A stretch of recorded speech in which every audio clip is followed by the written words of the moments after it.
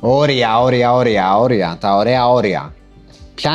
Τι θα πει αυτή η λέξη βασικά, τι λέμε μεταξύ μας, τι εννοούμε, τι χρειαζόμαστε, αναφερόμαστε στα όρια, αλλά τι θα πει όρια. Τα όρια δεν είναι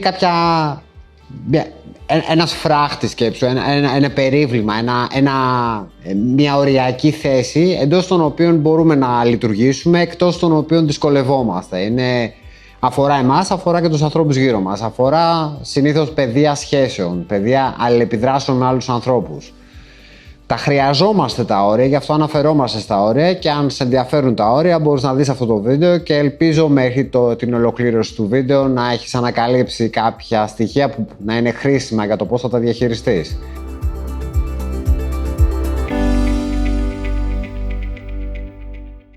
Λοιπόν, τα όρια τα ανακαλύπτουμε, για τα όρια μας μαθαίνουμε, γιατί δεν τα ξέρουμε από πριν, μόλις τα ξεπεράσουμε.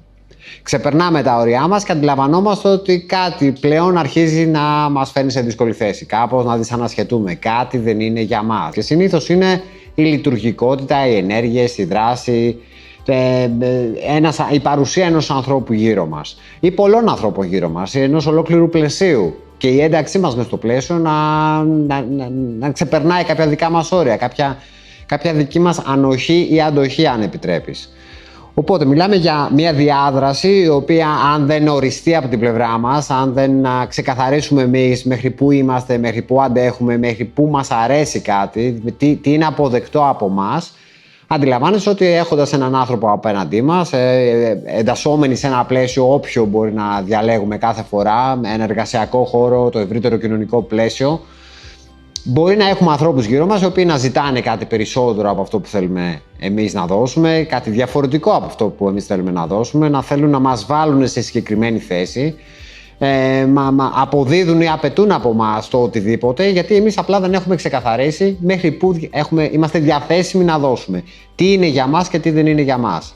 Οπότε έχουμε μέχρι τώρα πει ότι τα όρια τα ανακαλύπτουμε μόλις τα ξεπεράσουμε και ότι τα όρια τα διευκρινίζουμε μόνο εμείς. Μόνο εμείς μπορούμε να ξέρουμε τι είναι ή τι δεν είναι για μας. Μόνο εμείς μπορούμε να ξέρουμε τι μας ταιριάζει. Μόνο εμείς μπορούμε να ξέρουμε τι είναι επιθυμητό και τι είναι ανεπιθύμητο από μας ή τι μπορεί να μας φέρνει σε δύσκολη θέση, τι μπορεί να μας ξεπερνάει, τι μπορεί να μας δυσκολεύει. Ποιος άλλος μπορεί να μας βοηθήσει στο ξεκαθάρισμα αυτό που χρειάζεται να κάνουμε εμείς για να μπορούμε να έχουμε μια λειτουργική διάδραση με έναν άνθρωπο δίπλα μας. Συνήθως χρησιμοποιώ ένα παράδειγμα όταν περιγράφω τα όρια. Σκέψου ότι έχεις ένα χωράφι. Είσαι κάπου στο πουθενά και έχεις ένα χωράφι, ένα λογκάδι, ένα λόφο. Όταν είσαι μόνος σου, δεν κάνεις τίποτα εκεί πέρα. Όταν έρχεται κάποιος γείτονας, πιάνεις μια πρώτη κουβέντα με τον γείτονα και του περιγράφεις ότι εσύ έχεις αυτό το χωράφι. Πιο πολύ για να τον ενημερώσεις.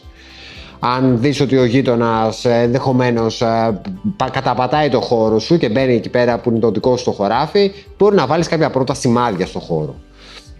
Αν αυτό δεν είναι λειτουργικό ακόμα και δεν βγάλει αποτέλεσμα και ο γείτονας συνεχίζει να μπαίνει στα δικά σου τα χωράφια, μπορεί να βάλεις κάποιον απλό φράχτη. Συνήθως τα πρώτοι φράχτες που συνήθως βάζουμε είναι με σειρματόπλεγμα.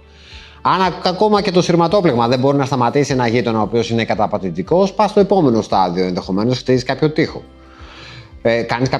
Δημιουργείς ένα απόλυτο εμπόδιο. Και αυτό γιατί το χρειάζεται. Γιατί ο γείτονας δεν αντιλαμβάνεται ότι ή δεν δέχεται ή δεν σέβεται το ότι εσύ έχεις κάποια συγκεκριμένα όρια. Όταν λοιπόν χτίσεις τον τοίχο, περιμένεις να ανταποκριθεί ο γείτονας και να αποδεχτεί ότι εκεί πέρα υπάρχει κάποιο όριο από σένα. Γιατί αυτό ανήκει σε σένα και το κάτι παραπάνω δεν ανήκει και το κάτι λιγότερο επίσης δεν είναι για σένα.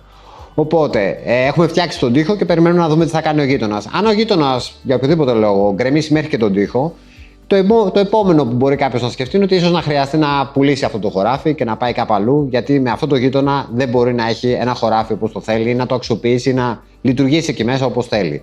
Ουσιαστικά τι θέλει να πει αυτό το παράδειγμα, ότι για τα όρια μπορούμε να ενημερώσουμε, τα όρια μας, μπορούμε να ενημερώσουμε τους ανθρώπους γύρω μας. Όταν τους ενημερώνουμε για τα όρια, τους ενημερώνουμε για το ποιοι είμαστε, τους δίνουμε και μια ευκαιρία να μας γνωρίσουν και δίνουμε και μια ευκαιρία και στους δυο μας να δούμε αν μπορούμε να λειτουργήσουμε δίπλα-δίπλα. Αν δεν μπούμε σε αυτή τη διαδικασία, ο απέναντι θα αντιλαμβάνεται ότι εμείς μπορούμε να ανεχόμαστε, αντέχουμε, υπομένουμε ή και μέχρι και μας επικροτούμε, μας αρέσει το οτιδήποτε αυτός θέλει να κάνει. Αντιλαμβάνεσαι ότι έτσι δεν μπορεί να συνεννοηθείς με τον απέναντί σου, ούτε να επικοινωνήσεις, ούτε καν να παρουσιαστείς για το ποιος είσαι. Οπότε και ο απέναντί σου δεν μπορεί να είναι σε μια θέση να μπορεί από τη δική του πλευρά να μπορεί να σε επιλέξει για αυτό που είσαι. Σε επιλέγει σαν αυτό που θέλει αυτός να κάνει μαζί σου. Είναι μια έντονη προβληματική των σχέσεων, τα όρια που λείπουν από τις σχέσεις. Και λείπουν από τις σχέσεις γιατί εμείς δεν τα βάζουμε. Δεν είναι χρέος του απέναντί μας να ορίσουμε εμείς το τι θέλουμε και το τι δεν θέλουμε ή το πώς θέλουμε να λειτουργήσουμε δίπλα του.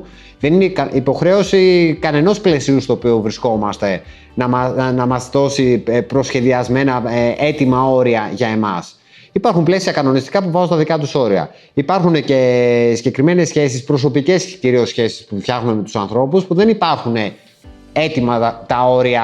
Οι άνθρωποι απέναντί μας δεν είναι ήδη εκπαιδευμένοι στα όρια από τη δική τους πλευρά. Οπότε, μιλάμε με τον εαυτό μας, συζητάμε με τον άνθρωπο που έχουμε μέσα μας τι θέλουμε και τι δεν θέλουμε, το αποφασίζουμε και μετά το διεκδικούμε.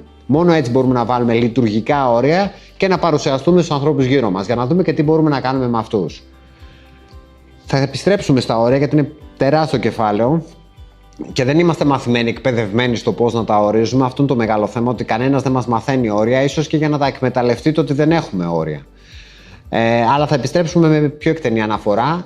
Αν θέλεις μπορείς να γραφτείς στο κανάλι, μπορείς να πατήσεις και το notification, το καμπανάκι για να ενημερωθείς για το επόμενο και είμαστε σε επικοινωνία.